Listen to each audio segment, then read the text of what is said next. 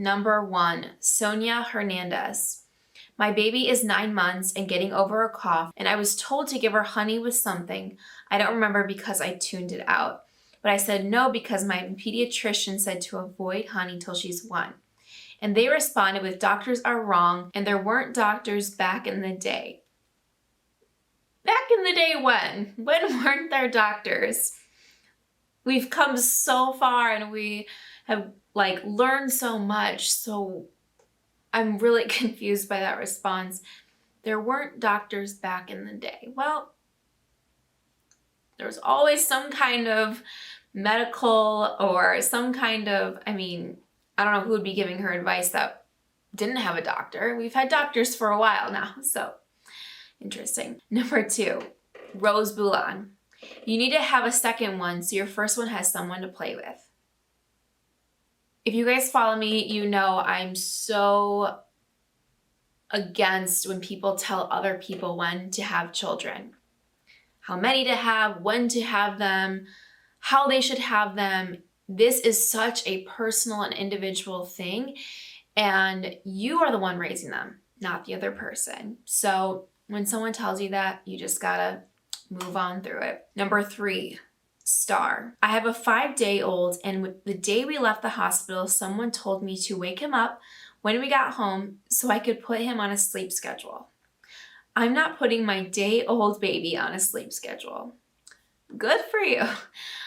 Again, it's like people so quickly want you to get to the next step and tell you how to do things when your baby was literally just born.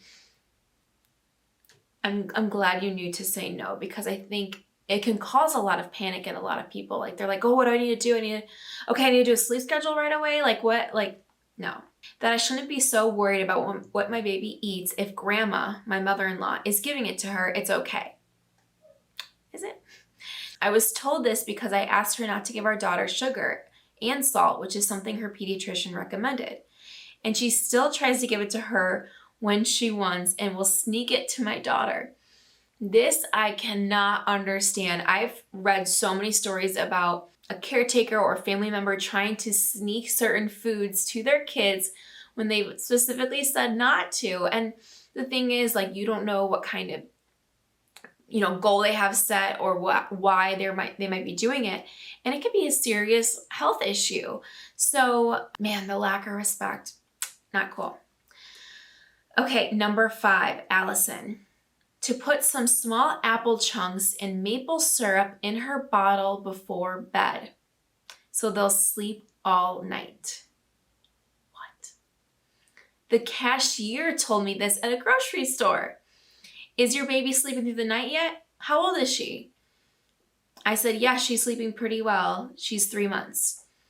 Well, listen here. This is the advice they said. They really do sleep all night long. She's 3 months. You can even start doing that now.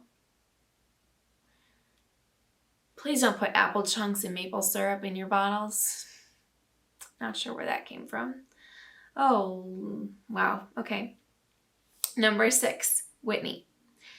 He's not getting enough breast milk. You need to give him formula. She goes to get the formula. We don't ever give it to him. This was when we just got back from the hospital. Our son was 3 days old. Oh my gosh. He is now 19 months old and I'm still breastfeeding. That's like worrisome advice, because I feel like so many people get wrong advice like that and they think oh my gosh, I'm not producing enough, or oh my gosh, I should be, getting this much by this point because she did, and it's dangerous. It's really dangerous to share that kind of information. So I'm glad that you listened to your gut and you knew what was best for you. All right, number 7, Kylie. Kissing a baby on the mouth doesn't make them sick. You can't believe everything you read on the internet. Said to me after setting boundaries about no kissing on the mouth. I don't even know what I would say to that. You can't believe everything. Right, of course you can't believe everything you read on the internet, but this is something that has been proven, and that's a whole other issue. But if someone says don't kiss my baby, especially on the mouth, You better not be kissing that baby. Number 8, Lorraine. You need to think about putting her in daycare and going back to work. You can't stay home being a bum all day. Oh no. You have a college to pay for. This was from another parent. Who says that? I don't even know what to say to that. I hope this is someone that you don't have to see a lot, because again, it can cause so much pressure and making you feel like you're not enough. But you are. You are more than enough. And you know that. I can tell by your response that you knew that this was bad advice. But anyone listening, if you get advice like that, no. You know what you need to do. You know what's best for your family. Don't let anyone tell you stuff like that. Ooh, I'm getting heated for you guys. Okay. Number 9, Alexis. I hate hearing the sentence, I did it with my children and they're fine. If I don't ask for advice, don't give me your advice or opinions. Yes. And also, what don't people get about this? Don't ask me if I need help or criticize me because you think I can't do it or handle it. I am completely capable. Yes to all of that. Yes.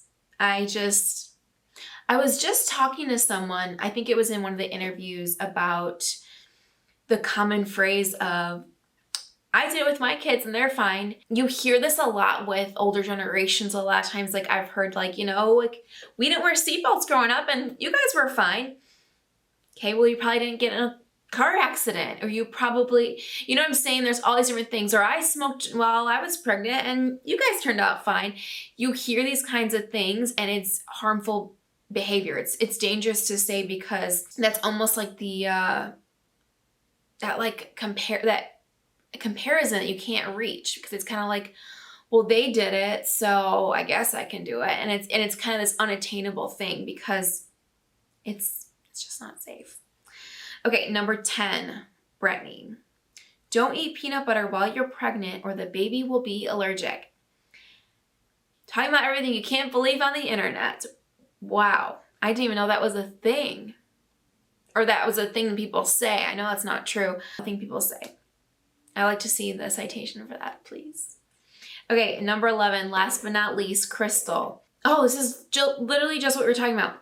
I used to smoke a cigarette while holding my son and he's fine. My mother-in-law, after we asked her not to smoke around the baby. Don't you love that? Sarcasm. For real though, how can you even argue with someone with that mentality? There was a lot of things that we used to do back in the day and people survived. That doesn't make it okay.